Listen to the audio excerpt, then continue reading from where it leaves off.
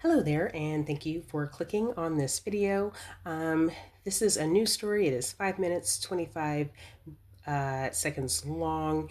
And while you are watching this, I just want you to ask yourself, did modesty make a difference? Did modesty make an ounce of difference in this man's behavior? Let's see. I just was so grateful because a lot of people that are self-proclaimed prophets or cult leaders, they never get held accountable. I'm Ben Winslow in Colorado City. She became a police informant whose work led to upstart polygamist leader Samuel Bateman's arrest and conviction. Now she's sharing her harrowing story with us. Samuel Bateman's arrest was the culmination of work by this woman. Sam considered us safe people to talk to, and he tried to bring us into his circle. Dr. Christine Marie lives in Colorado City, where she runs Voices for Dignity, a nonprofit group that works with people in fundamentalist communities. We help stigmatized populations, and we are here in Short Creek, and what we do that's unique is that we help the people who are still FLDS as well as those who are not FLDS. Short Creek is the name for Hilldale, Utah, and Colorado City, Arizona. It was once the headquarters of the fundamentalist LDS Church, led by Warren Jeffs, who's serving a life sentence for child sex assault related to underage marriages. It was in that aftermath Samuel Bateman created his own group that some in Short Creek nicknamed the Samuelites. I saw that he was gathering wives, and I knew that wasn't what the FLDS were doing at that time. Esther Beislein works with Dr. Marie at Voices for Dignity, and she says there were red flags. He was always surrounded by these young girls and these ladies, and I never, ever saw him with any boys. He's always with these girls. It became clear to me that what Sam was doing was very suspicious. I didn't have any direct evidence. Dr. Marie says things in Bateman's home didn't feel right, and she suspected abuses were taking place. So she started to gather evidence for police, secretly recording him. Friends and family feared for her safety. I was absolutely terrified because, I knew that she had told me that he was talking about blood atonement and things like that. And so I really was terrified for her. And I think if it would have gone on any longer, there probably would have been deaths. I had huge concerns for her safety. Laura Riccano is a retired child welfare services lawyer who came to work with fundamentalist LDS church members during the 2008 raid in Texas. She supported Dr. Marie's efforts. We ended up getting involved with the FBI, and then it just took off from there. It was a whirlwind. The women and children were well trained to hide the fact that the girls were actually wives in the wifely sense.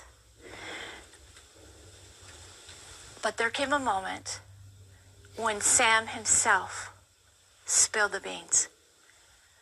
And that was when I secretly recorded the conversation, and I called Sergeant Wilkinson and I said, I got what you need. Christine Marie was very helpful, and we appreciated all she did. She, along with many other people, provided information that ultimately resulted in the public results, the things that people can see in the news.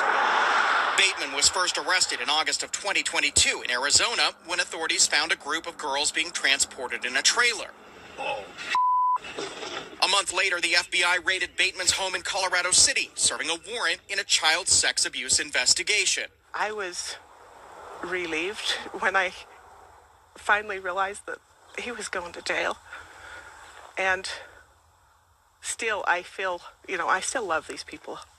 They're still my friends, my relatives. And it was hard to sit there and listen to some of the things that they said the day of the raid. A number of girls were taken into state protective custody.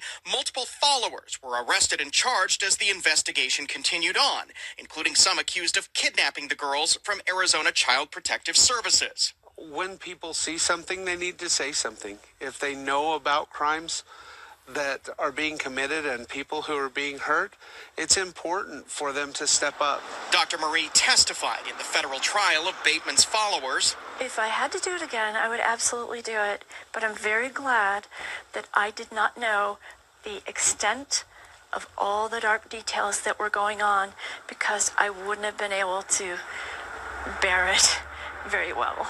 Bateman himself pleaded guilty to conspiracy to transport minors across state lines for sexual activity and conspiracy to commit kidnapping.